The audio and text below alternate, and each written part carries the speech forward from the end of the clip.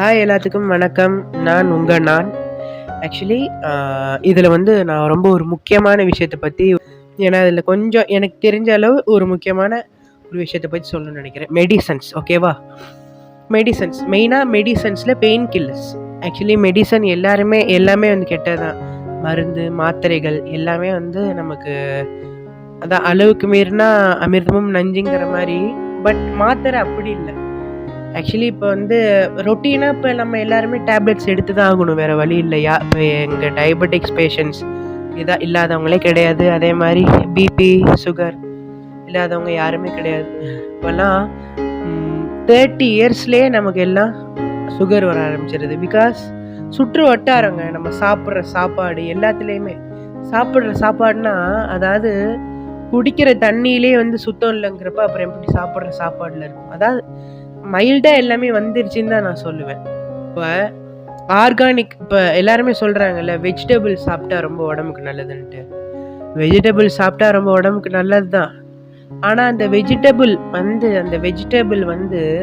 அந்த காய்கறிகள் வந்து பயிரிட்டு அது முளைச்சி வெளியில் வரப்பயே அது விஷமாக தான் வந்துச்சுன்னா யாரால என்ன பண்ண முடியும்? ஆமாம், அந்த மண்ணில் மருந்து கலக்கிறாங்க. அந்த காய்க்கு அந்த உரத்தில் இருக்குது. அவங்க அந்த காய் கெட்டு போகாமல் இருக்கணுங்கிற அந்த அவங்க அடிக்கிற அந்த மருந்தில் இருக்குது.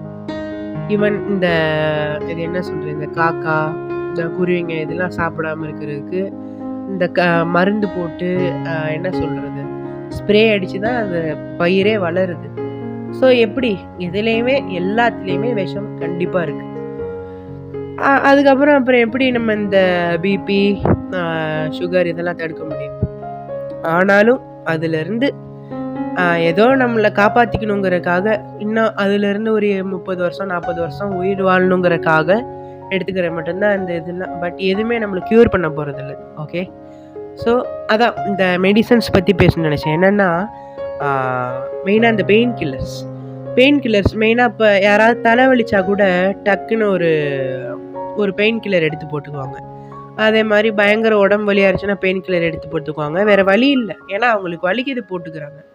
ஸோ அதே மாதிரி தான் ஆக்சுவலி நான் என்ன சொல்ல வரேன்னா, இப்போ எங்கேயா தலை வலிச்சிச்சுனாலோ மொத்தத்தில் ஏதாவது உடல் உபாதைகள் இருக்கிறப்ப நீங்கள் என்ன பண்ணுங்க, உடனே மாத்திரை எடுத்துட வேணாம். அதே மாதிரி இது சொல்லணும். மெயினாக அந்த குழந்தைங்களுக்கு அதை கொடுக்குறாங்க, அதை தடுக்கணும். என்னென்னா அப்போது வந்து ஒரு பையனுக்கு சளி பிடிச்சிக்கிச்சுன்னா அவனுக்கு டக்குன்னு வந்து செட்டாக ஆன்டிபயோட்டிக்ஸ் கொடுத்துட்றது.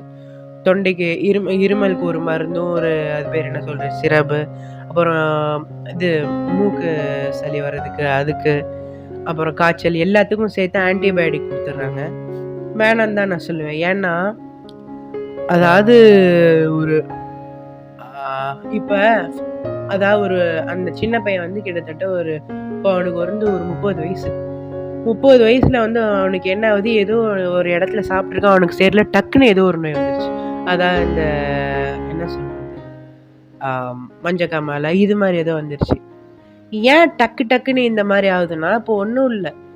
அப்போ இந்த என்ன சொல்கிறது, இந்த மீனவர்கள் இவங்கெல்லாம் என்னென்னமோ வேறு வழி இல்லாமல் பண்ணிகிட்டு இருக்காங்க. அப்போ அந்த குப்பை அள்ளுறவங்க, இப்போ நம்மலாம் ஒரு தண்ணி குடித்தாலே நமக்கு இவ்வளோ வியாதி வருதுன்னா, அப்போ குப்பை அள்ளுறவங்களோட நிலமெல்லாம் எவ்வளவோ வேலைகள் செய்கிறாங்க, எவ்வளவோ அவங்களுக்கு இது இருக்கும். ஆனால் அவங்களுக்கு எதுவும் வருதா? பிகாஸ் நோய் எதிர்ப்பு சக்தி அதிகமாக இருக்கும். யாருக்கு வந்து அதிகமாக டக்குன்னு நோய் வந்து எந்த வைரஸாக இருந்தாலும் டக்குன்னு வருதுன்னா அவங்களுக்கு நோய் எதிர்ப்பு சக்தி கம்மியாக இருக்குன்னு அர்த்தம். அந்த நோய் எதிர்ப்பு சக்தி வந்து கம்மியாகிறது நிறைய காரணங்கள் இருக்குது. இந்த காரணம் அந்த காரணம் தான் இல்லை. அதில் ஒன் ஆஃப் ஒரு காரணம்னா அது இப்போ நான் சொல்கிறது மெயினாக. ஆமாம், இப்போ ஏதாவது ஒரு பிரச்சனைனாலோ இந்த உடம்பு வலினாலோ டக்குன்னு மாத்திரை கொடுத்துட வேணாம். யோசிச்சு பாருங்க, ஒரு 2 நாள். மெயினாக இப்போ சளி பிடிச்சிருந்தாலே நம்ம டக்குன்னு மாத்திரை எடுக்கிறோம். இந்த வலி மாத்திரை கூட அது பெரியவங்க, குழந்தைங்களுக்கு என்ன வலி வரப்போகுது. ஸோ இந்த ஃபீவர் வரப்போ மெயினாக ஒரு 2 days பொறுத்து பாருங்க. அதான் இப்போ காலையில் வந்து பையன் இருமுறானா நைட்டே சிரப் கொடுக்கணும். 2 நாள் அவன் இருமட்டும், வர சளிகள் வெளியேறட்டும், தானா இயற்கை முறையில் போகும். இப்போ தொண்டையில் வந்து சளி இருக்குது, அதை வந்து இருமுறப்போ வந்து என்ன ஆகுது, அது வந்து காரி துப்ப ட்ரை பண்ணும். பட் ஆக்சுவலி வந்து பார்த்தீங்கன்னா, கார் துப்புறது அவ்வளோ ஈஸி இல்ல. வாமிட் வர மாரி ஆயிரும். ஸோ, ஆ பட் அது 2 நாள் அதே மாரி இதானுச்சுன்னா கொஞ்சம் சரியாயிரும். ஆனா, டக்குன்னு நம்ம இப்ப வந்து ஆனா அந்த 2 நாள் வலிக்கும் நான் இல்லன்னு சொல்லல. நம்ம தான் நம்மள தான் பார்த்துக்கணும். இந்த 2 நாள் கொஞ்சம் ரொம்ப இரிட்டேட்டிங்கா இருக்கும். அதெல்லாம் உண்மதான். ஆனா, ஆ என்ன நான் சொல்றேன்னா, இப்போ வந்து நீங்க இதே இப்போ ஒரு எரித்ரோமிசினோ, ஏதோ ஒரு டேப்லெட் வந்து தொண்டை சளி போகணும் அப்படின்னு சொல்லி குடுத்தோம்னா, என்ன ஆகும்? அது வந்து டக்குன்னு ரொம்ப இம்மீடியட்டா ஸ்டாப் பண்ணுது. ஈவன் இப்போ சில மாத்திரைலாம் சில பேருக்குலாம் போட்ட 1 ஹவர்லயே கேட்க ஆரம்பிச்சுரும். அதான் இல்ல நான் வந்து இதுங்கிறனால ஆன்டிபயோட்டிக்ஸ் அதனால சொல்றேன். மத்த மாத்திரைலாம் சில 30 மினிட்ஸ்ல கேட்கும். பிகாஸ் அது பெயின் கில்லர்ஸ். இப்போ நான் சொல்றது நார்மல் மாத்திரை. சில பேருக்குலாம் 1 மணி நேரத்தில கேட்க ஆரம்பிச்சுரும். ஏன்னா, அது டக்குன்னு போய் அதாவது இப்ப நம்மளோட உடம்பாகட்டும், எல்லா வகையிலயுமே மனசு எல்லாமே ரொம்ப அதிர்ச்சிய தாங்காதுல்ல. அதே மாரி தான். இந்த மாத்திரையோட அந்த இம்மீடியேட் ஆக்ஷனுமே கூட ஒரு வகையான அதிர்ச்சி தான். அந்த பாக்டீரியாஸ்க்கு. அதாவது பாக்டீரியாஸுக்கு அதிர்ச்சியா அது செத்து போனா நமக்கு நல்லதுதானே அப்படின்னு நம்ம நினைக்கலாம்.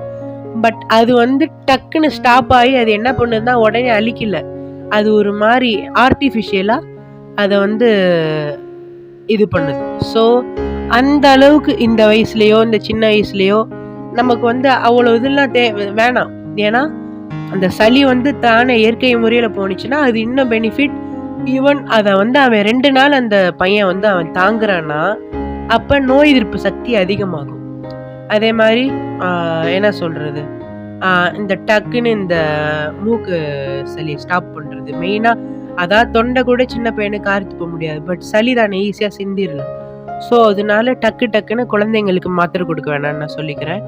இன்னொன்னு என்னன்னா, பெயின் கில்லர்ஸ் ஃபுல்லா அடல்ட்ஸ் ஆகட்டும் எல்லாருமே பெயின் கில்லர்ஸ் போடுறோம். ஏன்னா, ஆமா நமக்கு தான் தெரியும் இந்த வலி. ஏன்னா, எவ்வளவோ வேலை செய்றோம். சில பேத்துக்கு இந்த ஐடில வேலை செய்றவங்களுக்குலாம் கேட்கவே வேணாம்.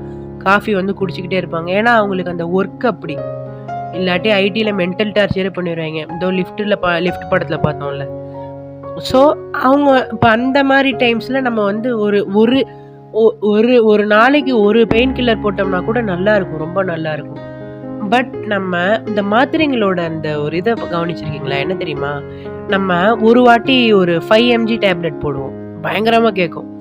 அப்புறம் என்ன பண்ணுவோம், ஒரு 2 டேஸ் தொடர்ந்து அந்த 5 எம்ஜி போடுவோம். கொஞ்சம் கொஞ்சமா மட்டாவும் கேட்காது. 1 ஹவர் கேட்கும். அப்புறம் ஒரு 2 ஹவர் கேட்கும். அப்புறம் அப்படியே கம்மியாயி சுத்தமா ஒரு 1/2 மணி நேரத்துல மறுபடியும் வலி அதிகமாயிரும். அப்படி இருக்கிறப்ப என்ன பண்ணுவோம், 10 எம்ஜி எடுப்போம். அப்புறம் 15 எம்ஜி. அப்புறம் அப்படி இப்படி அதிகமா போயிட்டே இருக்கும். பவர் அதிகமாவ நம்மளோட நோய் எதிர்ப்பு சக்தியும் கம்மியாகுது. இல்ல, முதல் நாள் நம்ம மாத்திரை எடுத்தப்ப அந்த கிட்டத்தட்ட 12 ஹவர்ஸ் கேட்ட டேப்லெட்டு ஒரு வாரம் கழிச்சு பார்த்தா 1/2 மணி நேரம் கூட கேட்க மாட்டேங்குதுன்னா, அப்ப நம்ம உடம்பு ஒரு வாரத்துக்கு முன்னாடி இருந்தத விட இப்ப இன்னும் வீக் ஆயிட்டு இருக்குன்னு அர்த்தம். பிகாஸ் ஆஃப் த டேப்லெட்ஸ் அதோட வீரியம். அதனால தான் நான் சொல்றேன். இதெல்லாம் கூட நோய் எதிர்ப்பு சக்தி அது இதுன்னு என்னென்னமோ சொல்றோம். பட் இதுக்கு எல்லாத்துக்கும் ஒரு பயங்கரமான ஒரு ரவுண்ட் இருக்கு. என்ன தெரியுமா? நம்ம ஓரலாவே எவ்வளோ இந்த டேப்லெட்ஸ்லாம் எடுத்தா மெயினா நம்மளோட கிட்னிய பாதிக்கும். ஏன்னா, மாத்திரைங்களோட அந்த ஒரு இதே வந்து கடைசியா அந்த கிட்னிய பாதிக்கிறது தான். ஓவரா இப்ப என்ன சொல்றது? இப்ப இந்த இது இருக்குல்ல, இப்ப நம்ம ஸ் கல்லு வருதுல்ல, அதே மாரி தான். இந்த எவ்வளோ நம்ம நெறைய ஆன்டிபயோட்டிக்ஸ், மெடிசின்ஸ் எடுத்துக்க கிட்னிய தான் பாதிக்கும். ஏன்னா, அதால அவ்வளோ அந்த இது தாங்காது.